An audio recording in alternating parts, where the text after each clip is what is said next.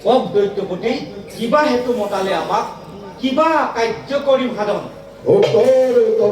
খণ্ডৰ্ম আজি মই একে ভুল সংগতত পৰিছো কৰিব উদ্ধাৰ দৈত্যপতি এই ত্ৰিভুৱন বিজয়ী আপুনি অসাগৰা পৃথিৱীৰ অধীশ্বৰ হৈ কিবা হেতু চিন্তাত কাতৰ মোৰ পুত্ৰ প্ৰহ্লাদকে কোনোবাই কোপৰে আহি হৰিৰ কীৰ্তনে বিলেহি কৰি হৰি মোৰ ভুল শত্ৰু জানে সকলোৱে জানি নহৰি প্ৰহ্লাদে হৰি নাম উচ্চাৰণ কৰি ৰাজ্যত কৰিছে মহা অশান্তিৰ সৃষ্টি এইবাবে লৈ যোৱা প্ৰহ্লাদক আৰু যত মানে শিশু আছে তাৰ কুলতে দিয়া শিক্ষা তোমালোকে উচিত ভাৱে বৰুণৰ বান্ধে বান্ধি থলো কতকাল আপুনি বয়স হলে বুদ্ধি হইব ভাল কিন্তু মানে মোৰ প্ৰত্যয় মনে নহয় নিশ্চয়কে লৈ যোৱা প্ৰহ্লাদকে অবিলম্বে লৈ যোৱা বিলম্ব নাই প্ৰয়োজন ভাল দৈত্যপতি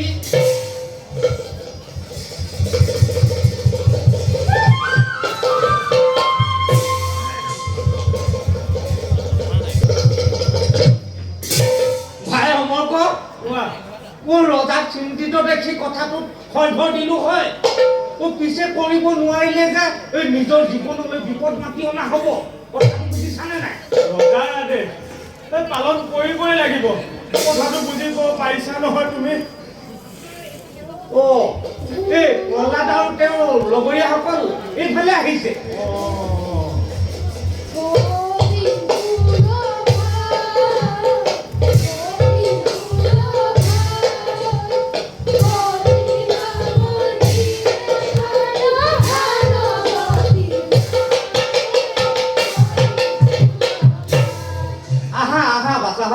আহা বহা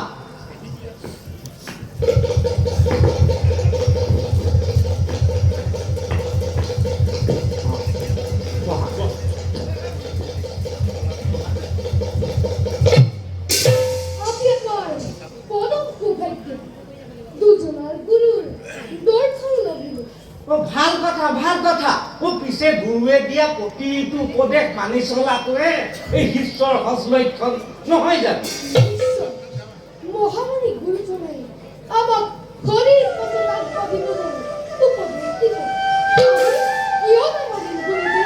বাছা প্ৰহ্লাদ সেইখনে দৈত্যপতি হিৰণ্যকশিপুৰ ৰাজ্য এই ৰাজ্যত হৰিনাম লোৱাটো পাপ গতিকে এই ৰাজ্যত একান্ত মনে তোমালোকে ব্ৰাহ্মণৰ শাস্ত্ৰ বাৰু পাছাসকল আমি তোমালোকক এতিয়া ব্ৰাহ্মণৰ শাস্ত্ৰৰ বিষয়ে তোমালোকে একান্ত মনে শুনিবা হওক দেৱী সুৰেশ্বৰী ভগৱতী গংগে ত্ৰিভুৱনতাৰিণী শংকৰী মৌলিনী যাহাৰ বলৱন্ত নাহিয়ে ক্ষমা জানিও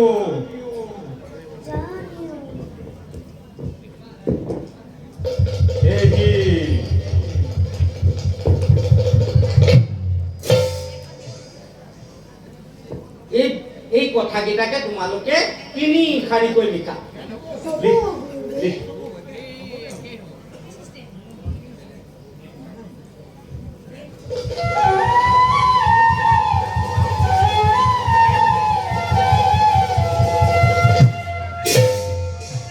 ভাই অমৰ প্ৰহ্লাদক চোৱাচোন কি লিখিছে চাও প্ৰহ্লাদ দিয়াচোন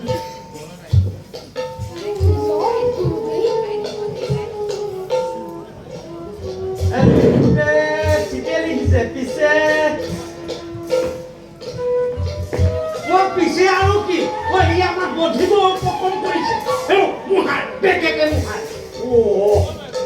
সাৱধান প্ৰহ্লাদ দৈত্যপতি হিৰণ্যকশিপুৰ আদেশ আমাৰ শিক্ষা নামানিলে তোমাক বেটাঘাট পৰ্যন্ত শাস্তি দিয়া অধিকাৰ ৰজাই আমাক দিছে। হিয়া হৰিনামৰ সহমতি থাকিলে আপোনাৰ এই সহস্ৰ বেটা খাটো খদিয়ে নিষ্ঠংস কি কলি কয় এৰা এই ৰজাৰ পুতে গাত হাত দি মৰিব খুজিছা। বাৰু বাচ্চাসকল এই তোমালোকে কোনে কি কৰি ভাল পোৱা কোৱাচোন। এই তুমি কি কৰি ভাল পোৱা? মই ঘোঁৰাৰ পিঠিত উঠি বৰ ভাল পাওঁ। কোৱা তুমি? মৃগয়া কৰি বৰ পঢ়া পঢ়া তুমি একা গুৰুদেৱ মই ঘোঁৰা পিঠিত উঠি বৰ ভাল পাওঁ। তুমি কোৱা? গুৰুদেৱ মই তৰোৱাল যুদ্ধ কৰি বৰ ভাল পাওঁ।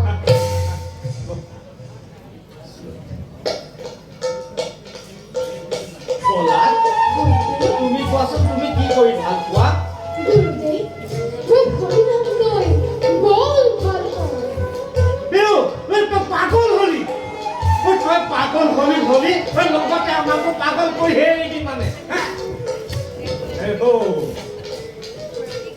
পঢ়িব উপক্ৰম কৰিছে।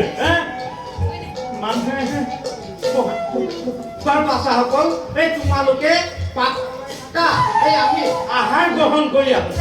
এই খাওঁতকে যাম খাওঁতকে আহিম। তোমালোকে পাঠ আওৰাই থাকা দেই।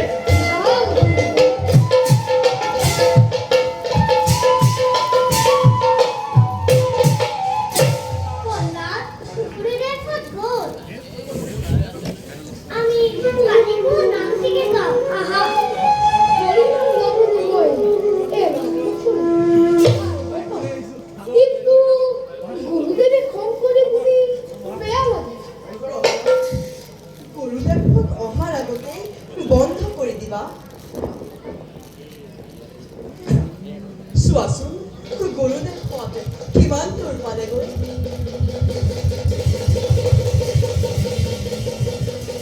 বহুত দূৰ পালাগৈ। প্ৰহ্লাদ, আৰম্ভ কৰা, আৰম্ভ কৰা। তেন্তে আহা হওক।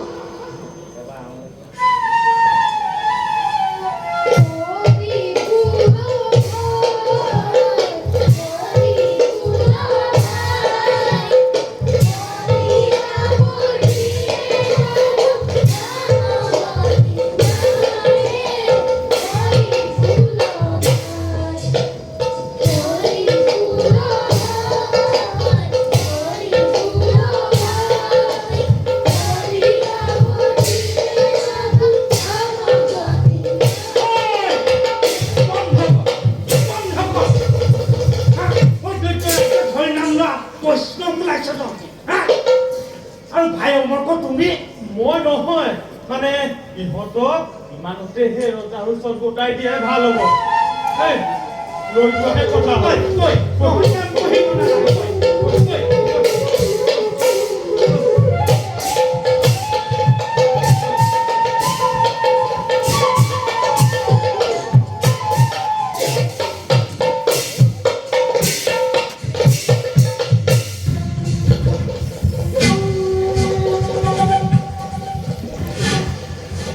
পিতা তুমি অকলে কি ভাবি আছে?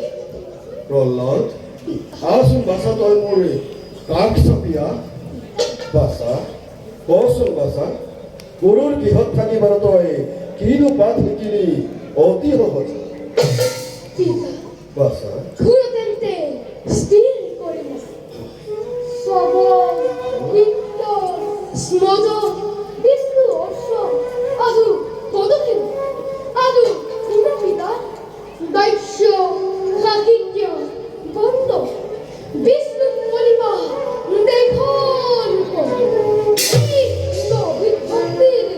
আচৰণে উত্তম মুখ বন্ধ কৰ প্ৰথম ব্ৰাহ্মণ দুয়ো এই এনেকে শিক্ষা দিলি প্ৰহ্লাদক মোৰ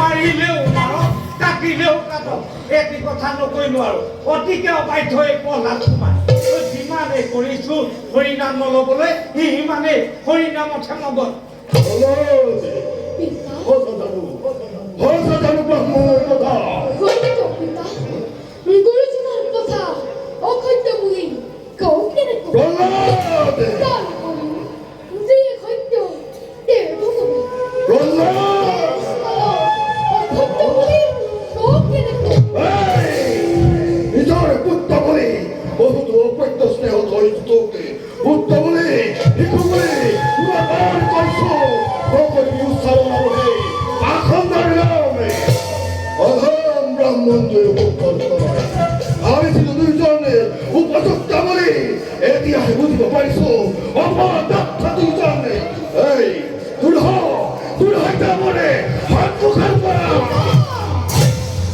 তুমি কুঞ্জদাক মিছাতে খং নকৰিব মইহে হৰিনাম নোলোৱাকৈ থাকিব নোৱাৰো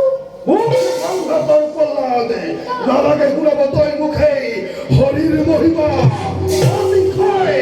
ঘৃণা কৰো মই ঈশ্বৰক ঘৃণা কৰিব নাপায় তেওঁ মংগলময় তেওঁৰ পৰম কৰুণাময় কুলৰ কন্তই কালে তোৰে Power,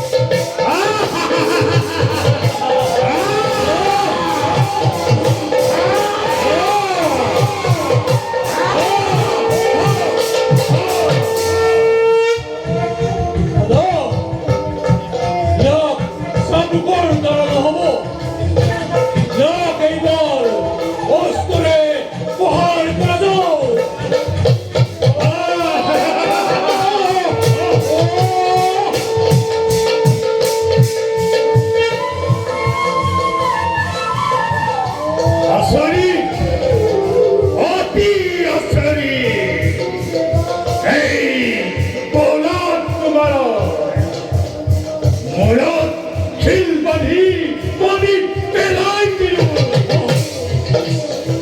চুকাস্ত সহায় কৰিলো এই চাবুকে সহায় কৰিলো তথাপিতো ইয়াৰ নহ'লেতো সত্যপথলো বিভক্ত কৰ্মই দংশন কৰালো জ্বলন্ত অগ্নিত নিক্ষেপ কৰিলো তথাপিতো ইছঙ্গে এতিয়াও জীৱিত এই কথাই কথা নহয় ভাই বস অন্য